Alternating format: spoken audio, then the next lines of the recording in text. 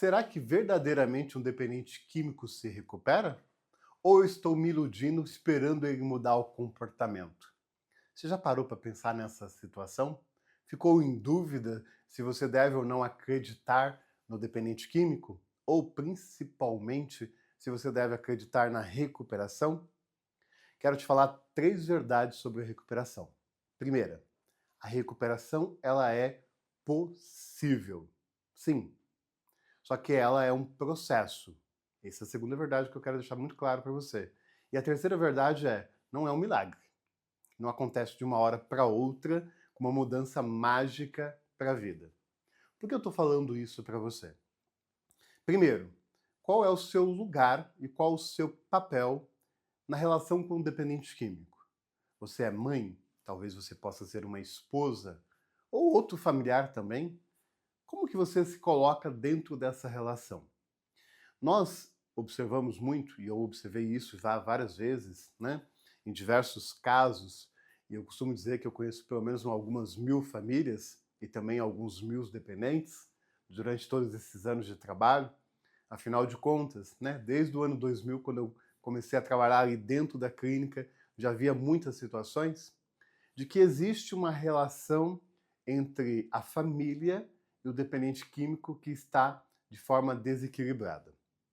Agora, André, eu vejo sempre que a recuperação é algo difícil, poucas pessoas se recuperam, poucas pessoas vivem sem o uso de substância. Não é verdade. Muitas pessoas também vivem recuperação, só que o que acontece na grande parte das vezes? Os dependentes químicos, ainda pela própria autoenganação, ou até mesmo pelo próprio movimento de não acreditar no processo de recuperação, arrastam isso por muitos anos. E aí vem uma coisa importante: qual é o seu papel nessa relação? Dependentes químicos, como eu disse agora há pouco, sim, pode viver em recuperação.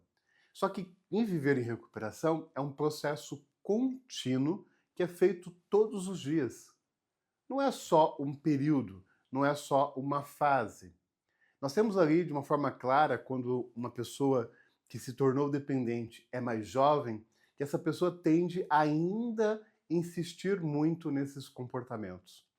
Até porque tem maior impulsividade, tem maior, né, força, vigor físico para dar conta, né, dos períodos de curtição, tem, né, talvez muita, né, ideias erradas sobre como é a vida. Então, o jovem dependente ele acaba gastando toda a energia que tem para viver nesse tipo de comportamento. E nessa fase também é onde a família acaba vivendo ali muitas emoções, muitos sentimentos de culpa, de vergonha, né, entendendo que onde errou, né, se poderia ter feito diferente. E quando a gente para ver, já se foi dos 15 aos 25 anos muito rápido. Existe uma outra fase que, quando olhando para isso, eu percebo na prática de que existem outros momentos onde a família já está mais cansada, onde a família já está mais sofrida com toda essa dinâmica e já não mais acredita ou, por exemplo, já começa a agir com mais dureza com o dependente químico. Mas também ele ainda está tentando, né, levar a vida achando que consegue usar e consegue ter uma vida normal. E às vezes, né, piorou o seu quadro porque as mentiras e as manipulações se tornaram cada vez mais consistentes, com mais criatividade. Então, existe o embate de tentar ajudar o dependente e, por outro lado, também o próprio dependente ainda está no processo de auto-enganação. E aí, quando você vê, já se passaram mais 10 anos. E aí nós estamos lidando com um dependente com 35, 36 anos. André, quanto tempo perdido nesse processo? Quanto tempo se gastou nessa dinâmica? Sim. Quer dizer que não funciona nada nesse período? Não, não significa isso. Significa que quando, né, o dependente químico não se reconhece nesse lugar, e eu costumo dizer, não só eu, mas é um jargão, né, dentro da recuperação e nas clínicas, que um dependente químico ele ainda não está numa situação pior. Ele ainda não deixou de usar a maconha e foi para a cocaína. Ele foi para a cocaína.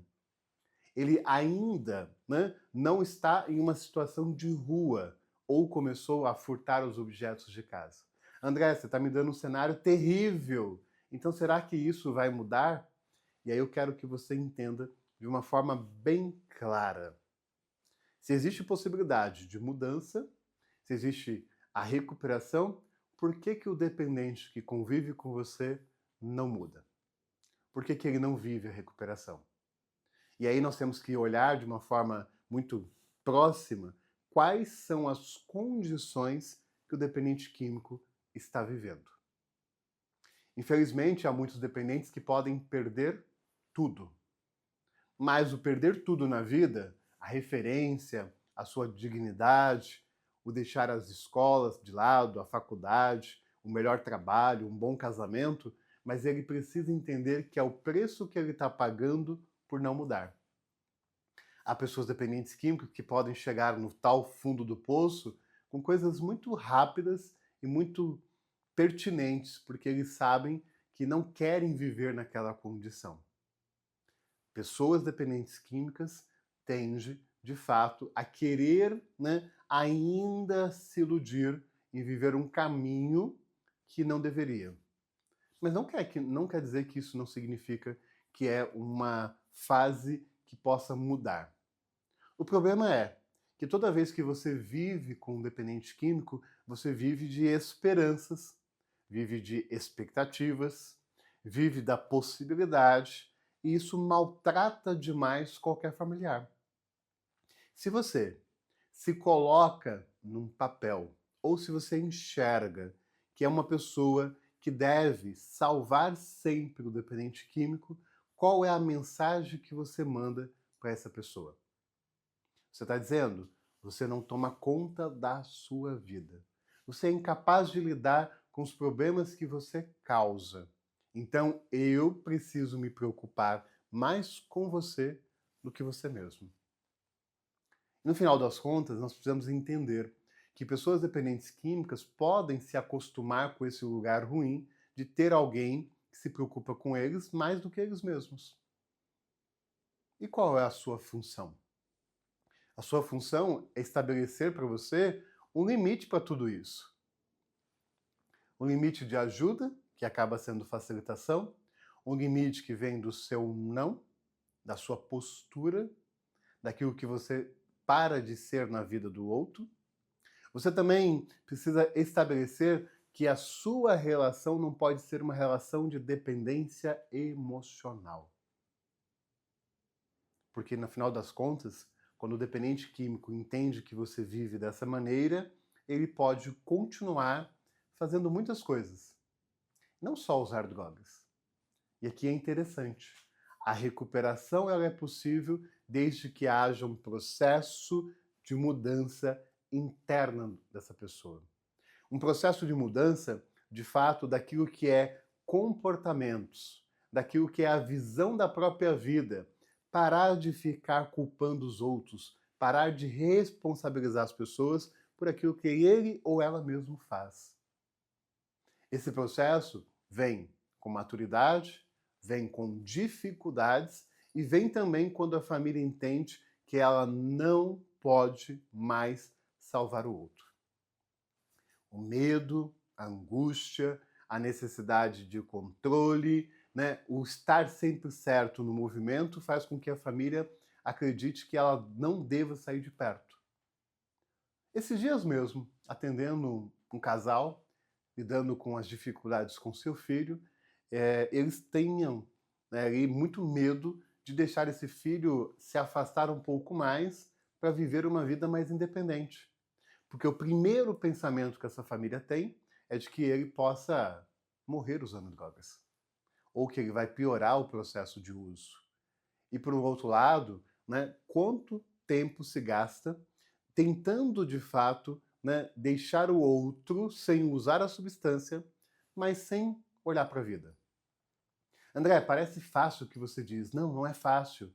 mas eu quero dizer que não é fácil também continuar vivendo com dependente químico com 10, com 20 anos, e aqui vem uma outra conta, com 30 anos.